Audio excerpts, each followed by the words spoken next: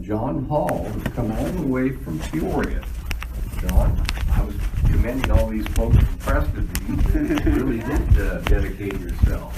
Yes, hello, Jonathan Hall. I'm 25823 North 122nd Lane, Peoria, Arizona. Yes, I did. I drove a long way because this one's very important and personal to me.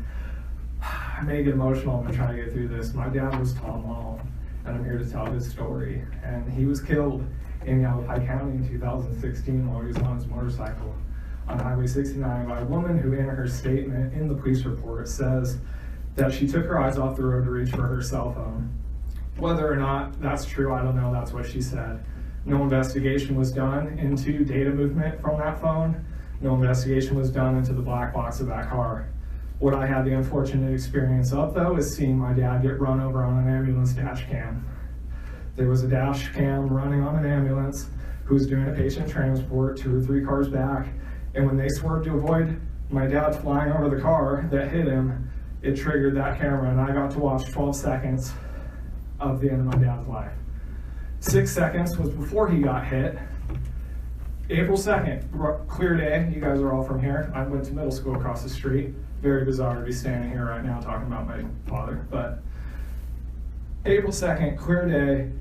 This woman was doing 65, and that's proven by the speed shown on the dash camera in a 55-mile-an-hour zone. My dad was doing 55 on a street-legal motorcycle in the right-hand lane, doing absolutely nothing wrong. This woman's admitted statement was that she made the choice to engage her phone. And frankly, that choice cost my dad his life, because she said in her statement that she didn't even know there was a motorcycle in front of her. But I could pull it up right now on that screen and show you how 6 seconds that motorcycle was in front of her, and I could see it from 2 car lengths back on a dash camera. And you guys have seen these Circle K dash cameras, the grainy resolution. I still saw it. I don't know how she couldn't, but she paid a 28701A ticket, $188, and she drove the next day. You know what I did the next day? I started planning my dad's funeral, and he's buried in Greenwood now. He was a public servant for 34 years. He retired Phoenix Fire Department, followed in his footsteps.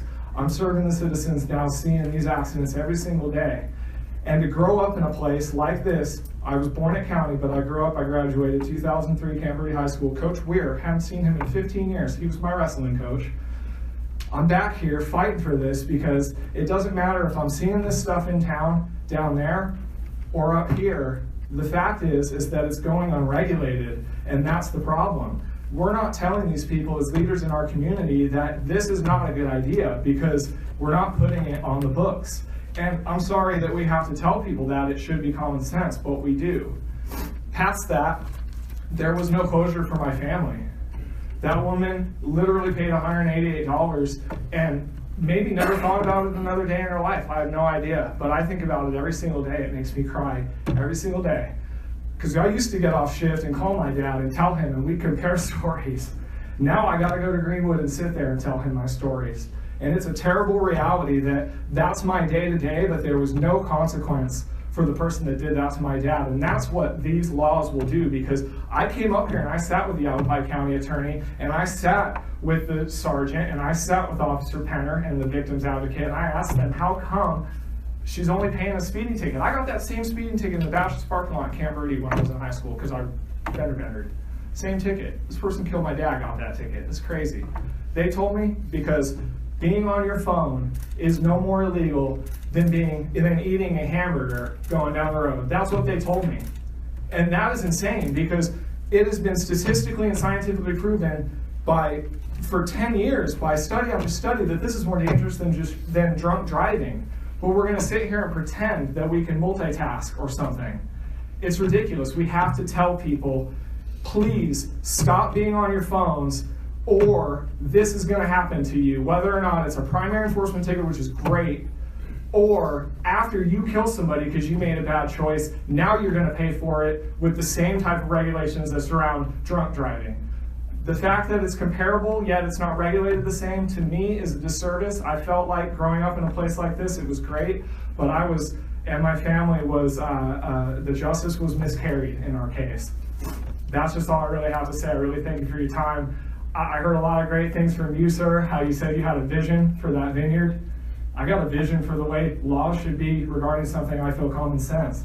And I also heard you say that you guys are a collection of reasonable people that want to do good things for your community.